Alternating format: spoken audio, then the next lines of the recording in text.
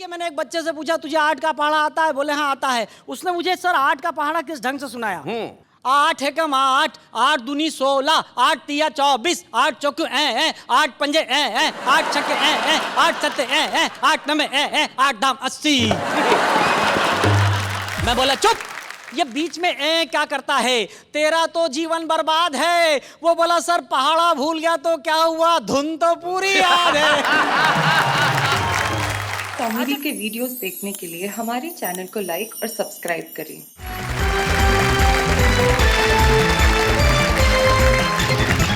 तो ये मिलकर कहते हैं एक बार वाह क्या बात है। हमारे साथ हमारे 3 कवि मित्र हैं। हमारे साथ सबसे पहले जो बैठे हैं शानदार, ऐसा लग रहा है जैसे पंचायत का चुनाव लड़के सीधे सीधे आ रहे हैं या जाके लड़ेंगे। नाम इनका फारूक सरल है, लेकिन सरल साहब चुनाव मत लड़िएगा क्योंकि इन दिनों चुनावों में सरल लोग चुनाव नहीं लड़ते हैं, काफी टेढ़े लोग चुनाव लड़ते हैं, इसलिए आपकी जगह यही ठीक है, आप अदब की महफिल में रहिए। हम स्वागत करते हैं फारूक सरल का। फारूक सरल साहब के पास जो बैठे हैं वो बैठे हैं, वो ऐसे योगी किस्म के आदमी है कि कहीं भी बैठ सकते हैं। इतने अद्भुत व्यक्ति हैं प्रदीप चौबे कि एक बार इनके 15 शिष्य थे और 15 शिष्यों को इन्होंने कहा कि रास्ते में जाना और कहीं कोई महिला दिख जाए तो महिला को देखना मत, बस मुंह से कहना राम राम राम। अब इनके शिष्य भी इनकी तरह 15 ही शिष्य निकले और एक शिष्य की अचानक आवाज आई राम राम राम, तो बाकी 14 एक साथ बोले कहाँ है, कहाँ है, कहाँ है। जैसे गुरु वैसे चेले। तो ये हमारे मठाधीश हैं हास्य के, जो प्रदीप चौबे जी यहाँ पे बैठे हैं, उनके पास जो बैठे हैं वो भी इसलिए बैठे हैं कि ये विवादास्पद ढांचा है। एक ऐसा व्यक्ति जिसकी आंखों में करुणा और रुदन का ऐसा स्थायी भाव है जिसे देख के ये लगता है कि उसका जन्म केवल चंदा लेने के लिए हुआ। लेकिन दिनेश दिग्गज एक अद्भुत व्यक्तित्व है और हमारे बड़े ही कमाल के कवि हैं, और इस आत्मविश्वासी कवि को मैं सबसे पहले इस मंच पे बुलाना चाहता हूं कि दिग्गज जी जरा आइए, कुछ सुनाइए, और भाई आप लोग जरा तालियां।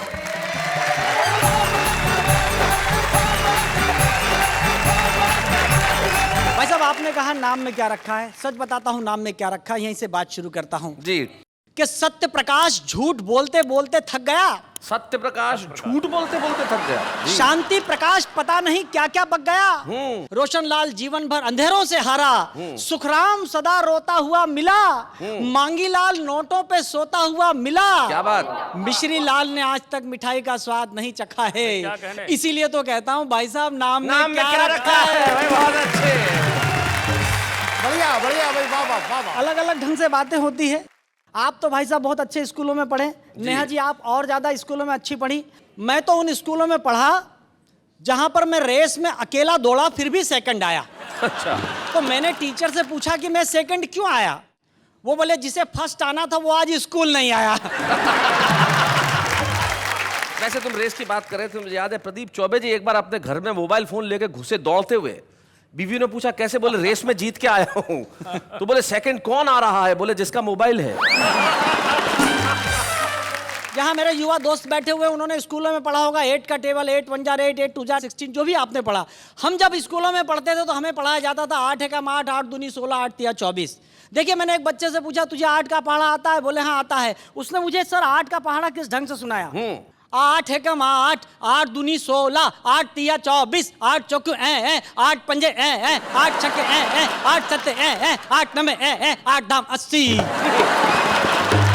मैं बोला चुप, ये बीच में क्या करता है? तेरा तो जीवन बर्बाद है। वो बोला सर पहाड़ा भूल गया तो क्या हुआ, धुन तो पूरी याद है। अच्छा ड्राई सब्जेक्ट में से हंसी निकालते हैं भाई साहब हम जी। ब्लैक बोर्ड पर मैंने एक शब्द लिखा इलेक्ट्रिसिटी। सर आप बताइए इसमें कोई हंसने की बात थी क्या? बात ही नहीं है। एक बच्चे से मैंने पूछा, वो स्टेमर करता था, तुतलाता था, अटकता था। मैंने कहा बेटे क्या लिखा हुआ है? बोला मास्टर जी इलेक्ट्रिसिटी। मैंने कहा ये फ्यूज बल्ब है, इसे बोलना नहीं आता।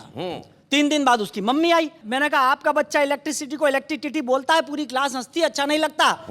उसकी मम्मी कहने लगी मास्टर जी माफ कर दो ना, बच्चा छोटा है, इसकी कैपेसिटी ही कितनी है। अरे मैंने कहा बल्ब फ्यूज नहीं है, स्विच खराब है। 4 दिन बाद पिताजी आए। मैंने कहा आपका बच्चा इलेक्ट्रिसिटी को इलेक्ट्रिसिटी बोलता है, आपकी पत्नी कैपेसिटी को कैपेसिटी बोलती है। पूरी क्लास हंसती, अच्छा नहीं लगता। उसके पिताजी कहने लगे मास्टर जी बात बहुत छोटी सी है पर फोकट की पब्लिसिटी मत करो यार। मैंने कहा ना बल्ब फ्यूज है ना स्विच खराब है, पावर हाउस में ही फॉल्ट है। मैंने उस बच्चे से कहा तुम्हारे घर में कोई और है? बोले दादाजी हैं 80 साल के। मैंने कहा भेजो उस आइटम को भी चेक करेंगे। दादाजी आए, नमस्कार। मैंने कहा नमस्कार, क्या हो गया? मैंने कहा आपका पोता इलेक्ट्रिसिटी को इलेक्ट्रिसिटी बोलता है, आपकी बहू कैपेसिटी को कैपेसिटी बोलती है, आपका बेटा पब्लिसिटी को पब्लिसिटी बोलता है। पूरी क्लास हंसती है, अच्छा नहीं लगता। बोला मास्टर जी ये तो सब जाहिल और गंवार हैं, इन्होंने यूनिवर्सिटी का कभी मुंह ही नहीं देखा। और हकीकत है साहब, शिक्षा क्या हो गई है जी। पुराने जमाने में होता था कोई बच्चा स्कूल नहीं आता था तो स्कूल से 4-5 बच्चे जाते थे, उसके हाथ पैर पकड़ के उसे ऐसे ऐसे करके लाते थे। आंचलिक भाषा में कहते हैं टांगा टोली करके लाते थे जी। ये दृश्य खत्म हो गए, शिक्षा के प्रति अनुराग खत्म हो गया। लेकिन मैंने आज से 4 दिन पहले मेरे शहर में ये दृश्य देखा। 4-5 स्कूल के विद्यार्थी एक को ले जा रहे टंगा टोली करके। मैंने कहा क्यों, ये विद्यार्थी क्या स्कूल नहीं आ रहा है? बोले ये विद्यार्थी नहीं है, मास्टर है। 1.5 महीने से नहीं आ रहा, मिड डे मील खा के जाता वहीं रह जाता है। अभी मैंने नई कार खरीदी, जब लेकर निकला तो अचानक बंद हो गई। मैंने सोचा शायद पेट्रोल खत्म हो गया होगा। सामने ही मेरे मित्र रहते थे, मैंने कहा नरेंद्र जी शायद मेरी कार में पेट्रोल खत्म हो गया, कोई हेल्प करो। वो बड़ी गंभीर मुद्रा में अंदर गए और एक माचिस लेकर आए। मैंने कहा इससे क्या करूंगा? बोले पेट्रोल चेक कर लो। मैंने कहा इससे पेट्रोल कैसे चेक करूंगा? बोले सुनो, अगर कार में पेट्रोल नहीं हुआ तो तुम्हें पता चल जाएगा, और अगर हुआ तो कल न्यूज़पेपर के माध्यम से पूरे शहर को पता चल जाएगा कि पेट्रोल था। लोगों के मदद करने के तरीके बदल गए। बधाइयां कम मिलती है भाई साहब, आजकल धमकियां ज्यादा मिलती है जी। धमकियों पर एक कविता, फारूक भाई प्रदीप जी सुनिएगा, कि पिछले दिनों एक धमकी भरा एसएमएस हमारे पास आया। एसएमएस पढ़कर सिर चकराया। लिखा था दिग्गज जी हम आपके जीवन का सुख चैन तोड़ देंगे, अगर 50 लाख रुपया नहीं दिया तो आपका नाम किसी आइटम गर्ल से जोड़ देंगे। एसएमएस पढ़कर मैं हो गया पसीना पसीना जी। मैंने कहा बदनाम हो गया तो मुश्किल हो जाएगा जीना। मैंने मदद के लिए तुरंत एक नेताजी को फोन लगाया। ये मेरी सबसे बड़ी गलती थी। मैंने मदद के लिए एक नेताजी को फोन लगाया। फोन स्वयं नेताजी ने उठाया। बोला दिग्गज जी क्या हाल चाल हैं? मैंने कहा चाल तो ठीक है, हाल बुरा है। मेरे सीने पर धमकियों का छुरा है, मेरी मदद कीजिए। मदद शब्द सुनते ही वे आवाज बदल कर बोले इस मार्ग की सभी लाइनें व्यस्त हैं, कृपया कुछ देर बाद डायल कीजिए। तभी मुझे मेरे एक वरिष्ठ कवि मित्र का ख्याल आया। मैं नाम नहीं बताऊंगा, नहीं तो आपको पता चल जाएगा कि मैं प्रदीप चौबे भाई साहब की बात कर रहा हूं। तभी मुझे मेरे एक वरिष्ठ कवि मित्र का ख्याल आया। मैंने उन्हें फोन लगाया, कहा गुरु लोग हमें धमकियां दे रहे हैं, कोई मार्ग सुझाओ। वो बोले मार्ग? हम तो हाईवे सुझा देंगे। जरा डीप में जाके समस्या बताओ। ओहो। मैंने कहा गुरु लोग मेरा नाम आइटम गर्ल के साथ जोड़ रहे हैं। आइटम गर्ल का नाम सुनते ही गुरु क्रोध में आ गए। मुझे लगा कि आज तो धरती और अंबर हिल जाएगा। धीरे से आकर बोले जिसने तुझे धमकी दी है उसका मोबाइल नंबर मिल जाएगा। मैंने कहा बिल्कुल मिल जाएगा गुरु। बोले फिर तू ही डायल कर, हो जा शुरू। डायल तो मैं भी कर सकता था, कोई डिफरेंस नहीं है, पर फिलहाल मेरे मोबाइल में बैलेंस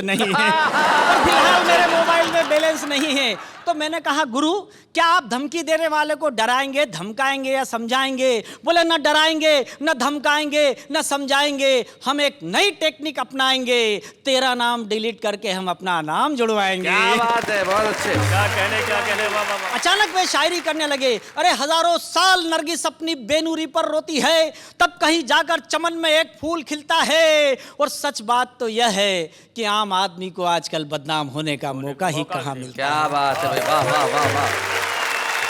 दिग्गज भाई तुझे बधाई, तुझे धमकियां मिल गई, हमें कविता मिल गई। ये धमकियां नहीं थी, नई कविता के लिए नया प्लॉट है। वाह वाह क्या बात है, वाह वाह क्या बात है।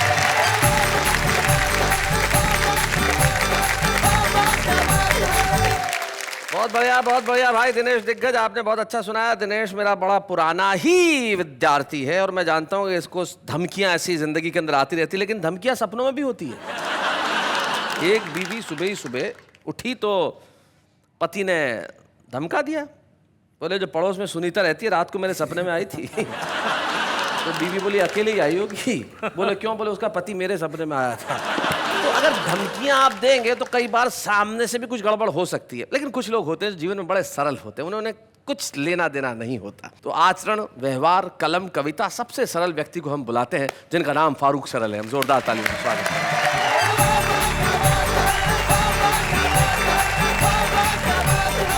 बहुत अच्छा लग रहा वाह में आके के। मैं सोच रहा हूँ 2 छंद अपने मिजाज के विपरीत पढ़ दूँ। जिसमें आप सरल नजर नहीं आ रहे हैं।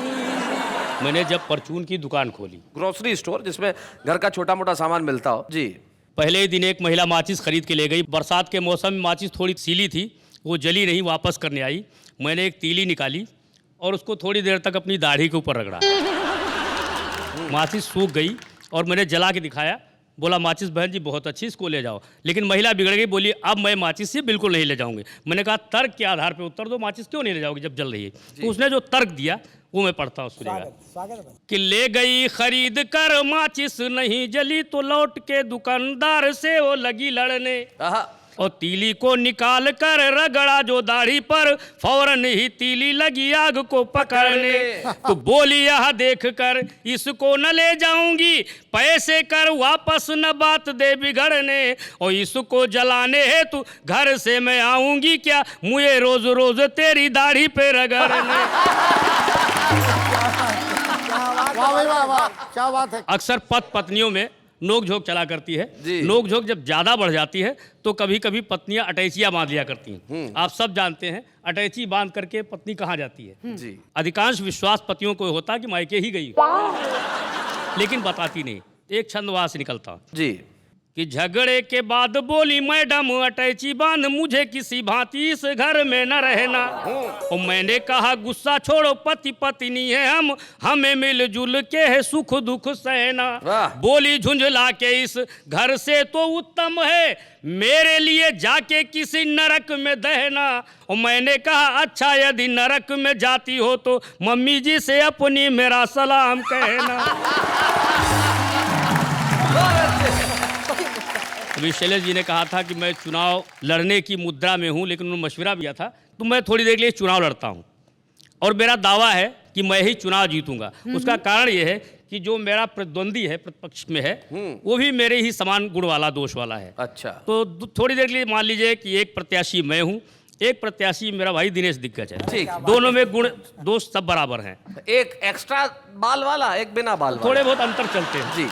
वो अनुपात बराबर हो जाता है। अनुपात बराबर हो जाए। तो सुनेगा कि एक से बढ़कर एक लुटेरे, सब कुर्सी को खड़े हैं घेरे, एक दूजे पर आंख तरेरे, चोर चोर भाई मौसेरे। वाह। इस कुर्सी पर हम बैठेंगे कहीं और तुम किसको हमारे सिवा, बोलो चुनोगे तुम किसको हमारे सिवा, बोलो चुनोगे तुम किसको। पहली समानता, थोड़ा बहुत अंतर शब्दों का हो सकता है लेकिन अर्थवत्ता और गुणवत्ता दोनों की बराबर। जी। कि मैं झगड़ा लूं ये है लड़ाकू, मैं चंगेजी हूँ ये हलाकू, मैं हूँ छुरी और ये चाकू, मैं भी डाकू ये भी डाकू। क्या बात है।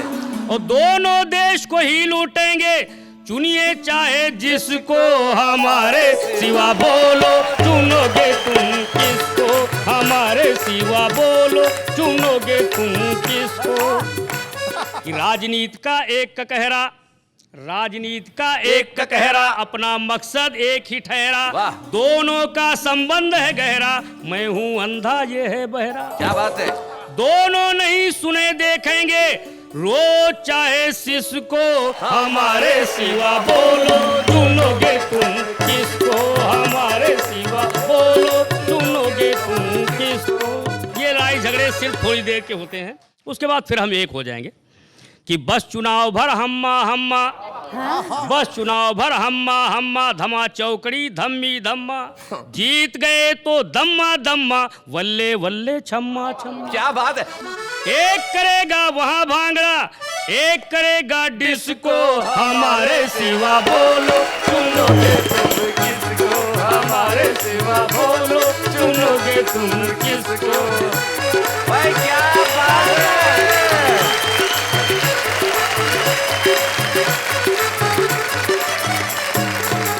भाई फारूक भाई क्या बात है, आपके लिए मिलकर एक बार कहते हैं वाह वाह क्या बात है। सचमुच अगर हमारी बारी आई कि हम किसे चुने तो हम आपके सिवा किसी को नहीं चुनेंगे। क्या खूबसूरत गीत आपने सुना, इतना बढ़िया व्यंग गीत। हमारे देश का हाल ऐसा ही है, लेकिन आपको क्या लगता है नेता सिर्फ यही सपने देखते हैं? प्रदीप भाई, एक नेता एक सपना देखता था कि रोज सपने में रात को चुनाव हार जाता था, तो डॉक्टर के पास पहुंचा, कुछ दवाई दीजिए, मैं रोज रात को सपने में चुनाव हार जाता हूँ। डॉक्टर ने दवाई दी, दूसरे ने आया, बोले क्या दवाई दी, गड़बड़ हो गई। बोले क्या? बोले कल तक तो हार ही रहा था, आज तो जमानत जब्त हो गई। तो जिस देश में सपनों में भी ये हाल हो उस देश का क्या किया जाए। लेकिन कुछ लोग होते हैं जो हकीकत में इतना हंसाते हैं कि आप सपने भी उन्हीं के देखते हैं। प्रदीप चौबे उनमें से ऐसा ही नाम है जो हकीकत में आपको इतना हंसाएंगे कि आज रात को जब आप सोएंगे तो सपने में भी आपको प्रदीप चौबे नजर आएंगे। लेकिन डरावने सपने उसे नहीं कहते, वहां पे भी वो आपको हंसाने के लिए आएंगे। प्रदीप चौबे, जिन्हें मैं प्यार से और जो मुझे प्यार से मिस्टर चौबी कहते हैं। तो एक मिस्टर चौबी इधर है, एक मिस्टर चौबी उधर है। तो मिस्टर चौबी जरा आइए, हम आपके लिए जोरदार तालियां बजाते हैं। प्रदीप चौबे।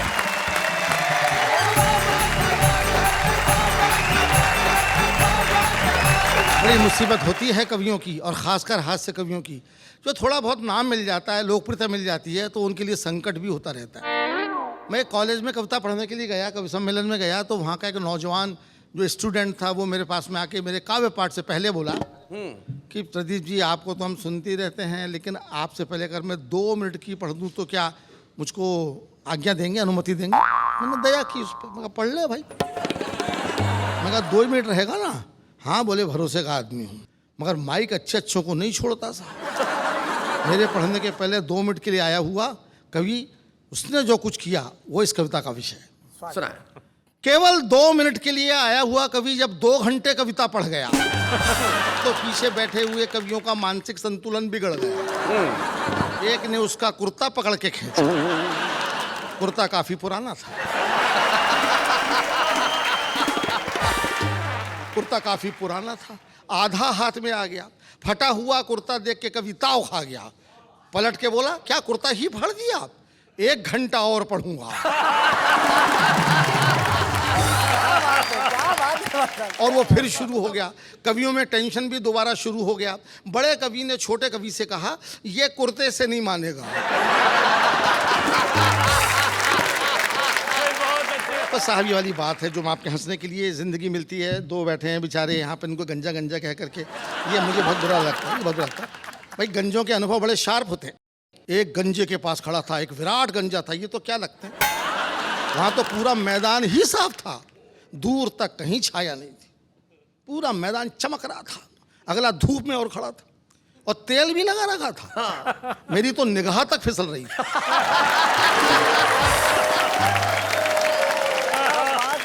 लेकिन उसके गंजत्व से आकर्षित होकर के मैं उसके पास पहुंच गया कि शायद कुछ देखने को मिले। तो गौर से देखा, दिखा साहब उसकी खोपड़ी पे 2 बाल लहरा रहे थे। एक बाल सीनियर था, दूसरा जूनियर था। तो जूनियर बाल ने सीनियर बाल से कहा कि दादा अपन दोनों आपस में शादी कर लें तो ये मैदान लहलहा जाए। तो सीनियर बाल बोला ऐसा नहीं हो सकता भैया, इस देश में बाल विवाह पे पाबंदी है।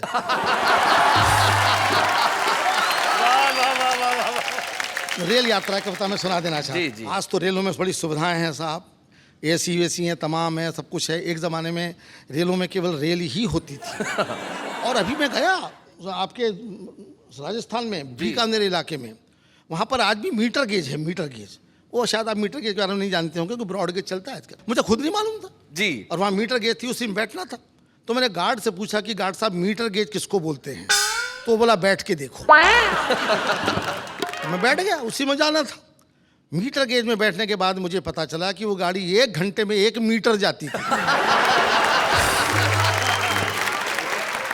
और जब वो गाड़ी चली तो उसकी स्पीड देख के मेरे को रोना आ रहा था। अच्छा। तो मैंने गार्ड से पूछा कि गार्ड साहब एक फ़ोन करके आ जाऊं तो क्या मैं दौड़ के गाड़ी पकड़ लूँगा? तो गार्ड बोला बहुत तेज़ मत दौड़ना, वरना अगली गाड़ी में बैठ जाओगे। रेल की जनरल बोगी में सफ़र किया मैंने, आपको सच्ची का कविता सुना रहा हूँ। उसे रेल की जनरल बोगी इसलिए कहते हैं कि उसमें धक्के खाते खाते आदमी में जनरल जैसा विल पावर आ जाता है। तो उसमें जो कुछ हुआ बताता हूँ जी। भारतीय रेल की जनरल बोगी, पता नहीं आपने भोगी कि नहीं भोगी। एक बार हम भी कर रहे थे यात्रा, प्लेटफॉर्म पर देखकर सवारियों की मात्रा हमारे पसीने छूटने लगे, हम झोला उठाकर घर की ओर फूटने लगे। तभी एक कुली आया, मुस्कुरा के बोला, अंदर जाओगे? हमने कहा तुम पहुंचाओगे? वो बोला, बड़े बड़े पार्सल पहुंचाए हैं, आपको भी पहुंचा दूंगा, मगर रुपए पूरे 50 लूंगा। हमने कहा 50 रुपया? वो बोला, हाँ भैया, 2 रुपए आपके बाकी सामान के। हमने कहा यार सामान नहीं है, अकेले हम हैं। वो बोला, बाबूजी आपके सामान से कम है।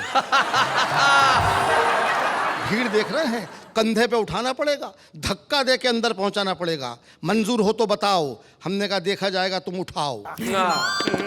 कुली ने बजरंगबली का नारा लगाया और पूरी ताकत लगा के हमें जैसे ही उठाया कि खुद बैठ गया।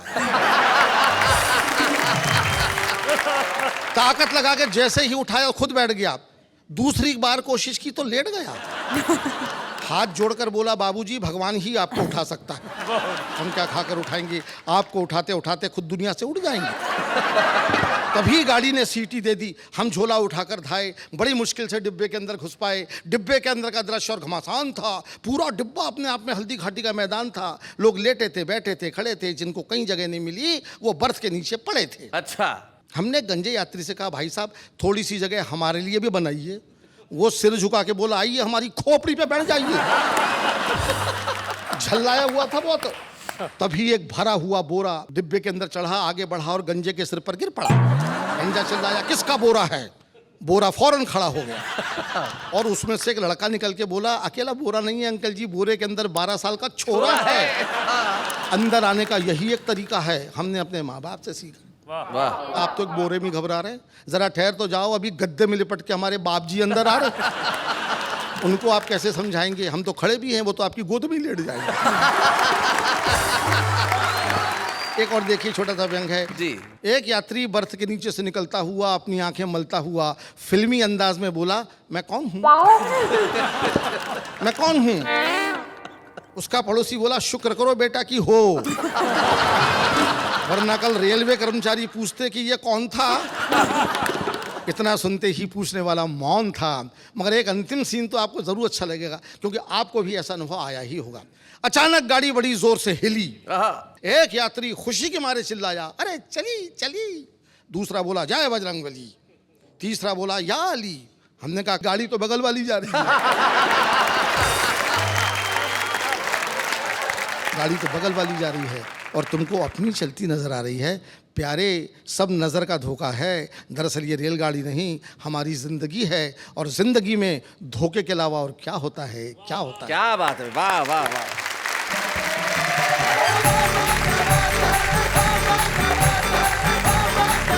इस वक्त एक खास मेहमान को हम बुलाना चाहते हैं, एक ऐसा मेहमान जिसकी तरह गीत लिखने के लोग सपने देखते हैं, जिन्होंने जाने कितनी फिल्मों में गीत लिखे। एक बड़ा ही लोकप्रिय गाना हुआ था, सोनू निगम साहब ने अपने एल्बम में गाया था, बिजुरिया, उसके रचनाकार वो है। और सबसे बड़ी चीज़ ये है कि तिहरी प्रतिभा के धनी है।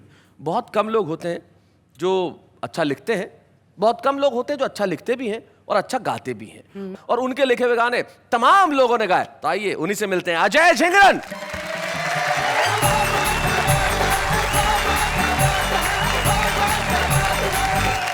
पहले वही गीत पेश करूंगा जो मेरी पहचान बना हुआ है पूरे देश में। मेरा पहला गीत था, तो मुझे आज भी वो लम्हा याद है जब वो गीत रिलीज हुआ था, तो मैं कैसे भाग के ऑडियो की शॉप पे गया था खरीदने के लिए अपना कैसेट। ये सपना होता है, सहारनपुर से एक लड़का आता है जिसका नाम अजय झिंगरन होता है, और इनकी एक ख्वाहिश होती है कि जब मेरा गाना आया तो मैं ऑडियो कैसेट खरीद के लाऊं। ये ख्वाहिश पूरी हुई। खूबसूरत गाना अजय हमें सुना रहे हैं जो अजय ने लिखा।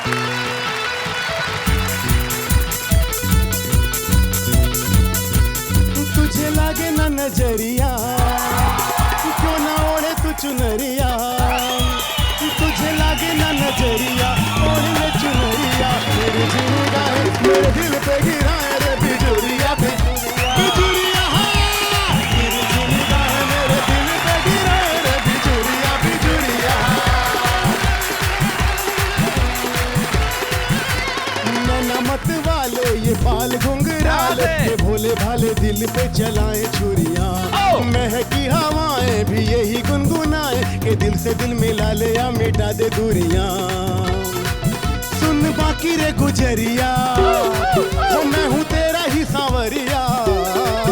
सुन बाकी रे गुजरिया, तेरा ये सांवरिया, तुझ पे ही मरता है नाम तेरे करता है सारी उमरिया। पंक्ति देखिए, ख्वाबों की तू रानी है, गीतों की जवानी है, तेरे बिना अब कहीं लागे ना जिया। इतनी सी कहानी है, तू ही जिंदगानी है, गोरिया ये तूने कैसा जादू है किया। ओ सुन बाकी रे गुजरिया, हो मेरी भोली सी बावरिया। हो सुन बाकी रे गुजरिया, भोली सी बावरिया, तेरी अंगड़ाई मेरे दिल पे है छाई, आए बन के बदरिया। ओ तेरी अंगड़ाई मेरे दिल पे है छाई, आए बन के बदरिया। ओ तिरछी निगाहें मेरे दिल पे गिराए रे बिजुरिया बिजुरिया। Thank you. क्या बात है अजय भाई, क्या बात है। मैं जानता हूं कि आप जब बिजुरिया जैसे हिप हॉप लिखते हैं और कमाल करते हैं, वहीं आप शानदार कव्वाली भी लिखते हैं, तो क्यों ना वो सुना दें? बिल्कुल, आपका आदेश सर आंखों पर। जी। दिम दिम ताना धीरे नाम ताना ना नाम, दिम दिम ताना धीरे नाम, दिम दिम ताना धीरे नाम ताना ना नाम, दिम दिम ताना धीरे नाम। मुझ में ही छुप के छले जिया, मुझ में ही छुप के छले जिया। अरे मोरा पिया बहरू पिया, मोरा पिया बहरू पिया। छब दिखला के कहाँ छुपा पिया, क्या बात है। मोरा पिया बहरू पिया, अरे मोरा पिया बहरू पिया। इश्क़ हकीकी की पंक्तियां देखिएगा। इरशाद। मेरे लब पे तेरे नगमे जवां हैं, मेरे दिल पे तेरे दिल के निशान हैं, कि अब मैं बन गया तू और तू मैं, कोई कह दे जुदा हम तुम कहाँ हैं, मुझ में ही छुप के छले जिया। मोरा पिया बहरू पिया। फोटो पे इनकार बहुत है,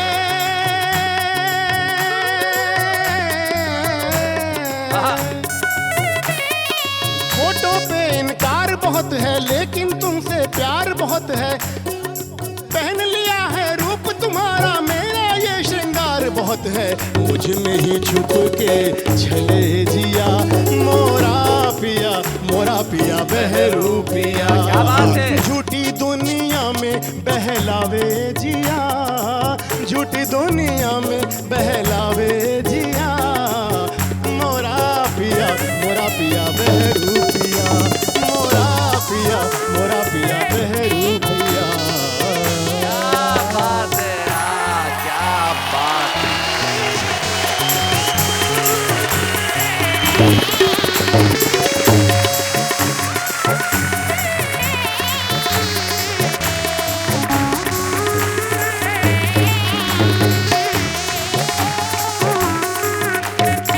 क्या बात है। अजय झिंगुरन जी ने जिस ढंग से, जिस अंदाज से अपनी रचनाओं को यहाँ सुनाया, उससे ये साबित होगा कि कविता हर जगह बसती है। ऐसे बहुत सारे छुपे रुस्तम होते हैं जो जिंदगी में किसी भी मुकाम पर रहें लेकिन अपने कवि को मरने नहीं देते।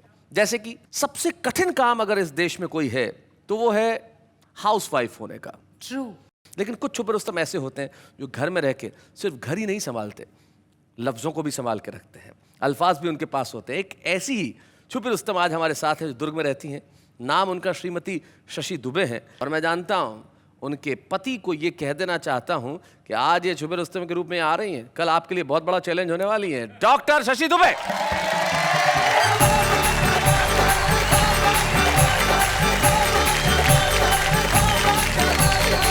शैलेश जी, जी तनाव से चेहरे पर पिंपल पड़ते हैं जी, रोने से चेहरे पर रिंकल पड़ते हैं, आहा। इसलिए वाह वाह क्या बात है देखकर मुस्कुरा दो, क्योंकि मुस्कुराने से चेहरे पर डिंपल पड़ता हाय हाय, भाई क्या बात है, क्या बात है। बहुत अच्छे। है। एक कुंवारी कन्या ने बुजुर्ग महिला से पूछा, प्यार और शादी में क्या भिन्नता होती है?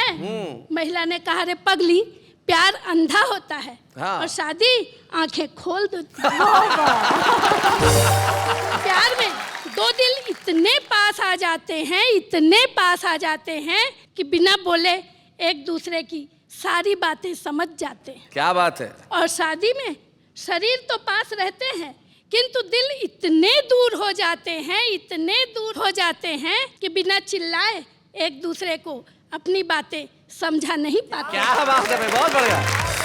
प्यार है टॉफी जो रहती तो कुछ देर तक है किंतु मुंह में मिठास घोल देती है, और शादी है च्युइंग गम जो रहता तो देर तक है पर मुंह बेस्वाद कर जाता है। वाह वाह। दरअसल प्रेमिका नाम है प्यास का, हाँ। और पत्नी नाम है तृप्ति के एहसास का। वाह। पुरुष प्यास की खातिर बार बार प्रेमिका के पास जाता है किंतु पत्नी के बिना रह भी नहीं पाता है। भाई वाह वाह वाह वाह, बहुत अच्छे। पुरुष चाहता है दोनों हाथों में हो लड्डू किंतु अरे ओ निखड्डू, तुझे इतनी सी बात समझ में नहीं आती है कि एक म्यान में दो तलवारें कभी रह नहीं पाती। क्या बात है, बहुत अच्छे।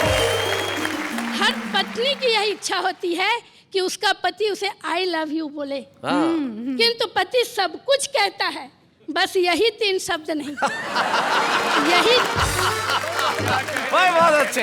यही जानने के लिए मैंने एक बार अपने पति से कहा, क्यों जी, अगर मैं आपसे लड़ झगड़ कर कहीं दूर चली जाऊं या घर से भाग जाऊं तो तुम क्या करोगे? रोगे, पछताओगे, मेरी याद में आंसू बहाओगे, अखबारों में विज्ञापन दोगे, कैसे कैसे विज्ञापन दोगे, जरा मुझसे भी तो कहो। पति ने कहा, री पगली, मैं तेरा शुभ चिंतक हूँ, लिखूंगा जहां भी रहो खुश रहो। जैसे ही पति प्रवचन सुनकर घर आया, आते ही पत्नी को गले लगाया। पत्नी हर्षाई, शर्माई, सकुचाई। अपने पति की यह अदा उसे बहुत पसंद आई। पूछा, क्यों जी, क्या गुरुजी ने रोमांस करने को कहा है? पति ने कहा, नहीं री पगली, अपने दुख को गले लगाने को कहा। एक पत्नी ने अपने पति से कहा, क्यों जी, जब हमारी नई नई शादी हुई थी तब तो आप बड़ा प्यार जताते थे, मैं खाना बनाती थी, आप मुझे प्रेम से निहारते थे, पहले मुझे खिलाते थे, फिर खुद खाते थे, अब आपके प्यार को क्या हो गया है? पति ने कहा, री पगली, अब तुझे खाना बनाना आ गया। शैलेश जी, अभी आप कह रहे थे सपने देखना चाहिए। हाँ। तो मैं आपसे कहना चाहूंगी कि सपने भी सोच समझकर देखना चाहिए जी। एक बेरोजगार नवयुवक ने भगवान के सामने अर्जी लगाई, अपनी छोटी सी डिमांड बतलाई। हे भगवान, एक जॉब दे दे, एक बंगला, एक बड़ी सी गाड़ी जिसमें बैठी हो मेरे साथ कन्या कुंवारी।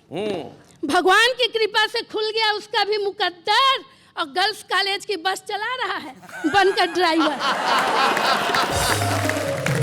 एक नवयुवती जिसने देखी थी पिक्चर शोले, बार बार भगवान के सामने यही डायलॉग बोले, हे भगवान, मुझे कुछ नहीं चाहिए, मेरी माँ को एक दामाद दे दे। भगवान की कृपा से उसकी भी किस्मत खुल गई, और उसकी तो नहीं, उसकी छोटी बहन की शादी हो गई। तो शैलेश जी, रोने से तो आंसू भी पराये हो जाते हैं जी, और हंसने से पराये भी अपने हो जाते हैं। इसलिए वाह वाह क्या बात है, देखते रहिए, मुस्कुराते रहिए, हंसते रहिए। क्या बात, वाह वाह, क्या बात है भाभी जी। तो भाई शशि दुबे जी ने आज यहाँ पे कमाल कर दिया, जो छुपे रुस्तम के रूप में आई, और जिस आत्मविश्वास के साथ कविताएं पढ़ी, निश्चित तौर पे अब ये छुपे रुस्तम नहीं रही, सारे मुल्क में प्रसिद्ध होने के लिए अब आप तैयार हो जाइए। आपकी कविताएं आज सारी दुनिया ने सुनी है, और कल जब आप जाएंगी लोग आपके ऑटोग्राफ लेंगे और कहेंगे आप वही है ना जो छुपे रुस्तम में आई थी। आइए हम आपके ऑटोग्राफ के जीवन की शुरुआत करते हैं, और आपको एक स्मृति चिन्ह देना चाहते हैं कि आपकी सफलता का प्रारंभ उस मंच से हुआ जिसका नाम है वाह वाह क्या बात है। बच्चे हैं या बूढ़े हैं, नर है या नारी है, हंसी देने वालों के सब ही आभारी है, कविता सुनाने वाले अब सबके साथ है। क्या बात है। वैसे अब मुझे समझ में आ गया क्या? कि सपने वही देखने चाहिए जो साकार हो सके। ओके, यानी कि अब तुम एंकर बनने का सपना नहीं देख रही हो। वो सपना नहीं है। चलिए, सपने वही देखने चाहिए जो साकार हो सके, लेकिन सपने जरूर देखने चाहिए, और ये कभी तय नहीं करना चाहिए कि मैं जो सपना देख रहा हूं वो साकार होगा या नहीं, क्योंकि सपना देखना मेरा कर्तव्य है और उन्हें साकार करना उसकी जिम्मेदारी है। लेकिन उसकी जिम्मेदारी निभाने से पहले हमें अपना परिश्रम तो करना पड़ेगा। और इस देश का आम आदमी जो है वो बड़े सपने देखता है, हकीकत में बातें कड़वी कड़वी कहता है, लेकिन सपने बड़े अच्छे देखता है। अब उनके सपने और हकीकत की बातें क्या होती है जरा देखते हैं। उम्र काफ़ी नादान है मेरी, हंस के जीने की पहचान है मेरी। दिल दुखों से भरा हो आपका तो मेरे पास आइए, दिल रिपेयर करने की दुकान है मेरी। आज से पहले मैं उम्मीद क्यों छोड़ूं? दया बोला पेमेंट सबको मिलता है, दरवाजा हमेशा मैं ही क्यों तोड़ूं? गॉड ने दिन बनाया और नाम दिया आफ्टरनून, रात की रोशनी बनाई और नाम दिया मून, सोच समझ कर तुम्हें बनाया और नाम दिया कार्टून। उंगली में चुभी सुई, अरे उंगली में चुभी सुई, उई उई उई उई। हरो फूल बरसाओ, मेरा दोस्त आया है, होठों पे मुस्कान, गली में महक लाया है। जिसे थी पानी से एलर्जी, आज वो साबुन से नहा के आया है।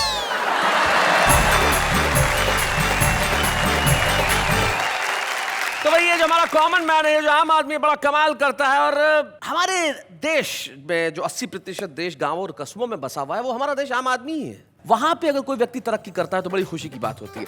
दिनेश दिग्गज एक ऐसे व्यक्तित्व का नाम है, एक ऐसा कवि जिसने बहुत मॉडरेट अपनी शुरुआत की लेकिन तरक्की की राह पे वो बढ़ता चला गया। हम मिलकर सम्मान करते हैं आज उज्जैन से आए दिनेश दिग्गज का। बच्चे हैं या बूढ़े हैं, नर है या नारी है, हंसी देने वालों के सब ही आभारी है, कविता सुनाने वाले सबको हंसाने वाले अब सबके साथ है। बड़ी खुशी की बात है कि आज दिनेश जी की पत्नी यहाँ पे उपस्थित है, प्रेमशीला श्रीवास्तव। मैं उन्हें इस मंच पे आमंत्रित करता हूँ। आइए प्रेमशीला श्रीवास्तव। प्रेमशीला जी स्वागत है आपका। धन्यवाद। आपकी अरेंज मैरिज है या लव मैरिज? Arrange marriage. लेकिन हमें तो विश्वस्त सूत्रों द्वारा ज्ञात हुआ है कि ये लव मैरिज थी। ये सब लोगों को पता लग जाएगा इसलिए। मतलब अरेंज बता रही है, तो लव मैरिज बताने में क्या दिक्कत है? मतलब इनसे प्यार हुआ, इसमें शर्मिंदगी है? तो क्यों? क्योंकि सभी लोग सुन रहे होंगे। भाई देखो, भारतीय संस्कृति देखिए कि सभी लोग सुन रहे हैं, तो मैं सबके सामने नहीं कह सकती कि मैं पति से प्यार करती हूँ। भाई वाह वाह, इस संस्कृति को प्रणाम करते हैं, बहुत अच्छे। क्या कैसा व्यवहार रहता है घर में इनका? डरते हैं मुझसे बहुत। क्या आप मतलब पीटती वीटती हैं, क्या करती हैं? नहीं, पीटती नहीं है, फिर भी डरते हैं, खाली धमका रखा है? अच्छा अच्छा। आज आप कैसा महसूस कर रही? आज मुझको बहुत खुशी हो रही है कि आपने यहाँ इनको सम्मान किया और मुझे भी बुलाया। बहुत बहुत ज्यादा खुशी हो रही है। क्या बात है, वाह वाह, बहुत स्वीट है। दिनेश आप कुछ कहना चाहते हैं? निश्चित रूप से आज खुशी का इसलिए भी मौका है कि जहाँ मेरी पत्नी और मुझे आपने सम्मानित किया, लेकिन उससे बड़ी बात यह है कि मेरे परिवार के जो सबसे अहम और बड़े सदस्य हैं, हमारे आचार्य पीठ के जो सबसे बड़े सदस्य हैं, यानी आप, वो आप मेरे साथ हैं। और शायद ज़िंदगी में ईश्वर से मैंने अगर और कुछ भी मांगा होता आज के दिन तो मिल जाता, पर आज आपने मेरा जो सम्मान किया आपकी उपस्थिति में, आपके हाथों से, शायद मैं इस जन्म में नहीं भूल पाऊंगा। और अगला जन्म अगर मुझे मिला तो आपको बड़े भाई के रूप में ढूंढना मेरी पहली प्राथमिकता होगी।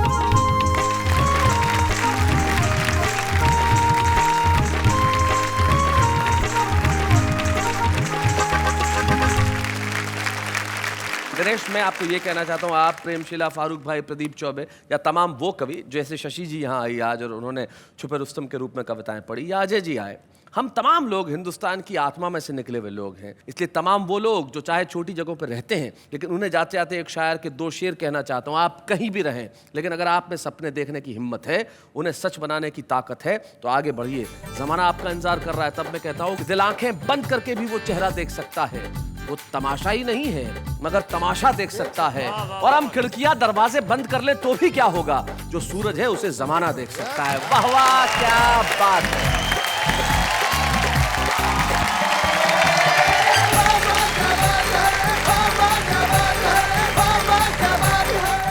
कॉमेडी के वीडियोस देखने के लिए हमारे चैनल को लाइक और सब्सक्राइब करें।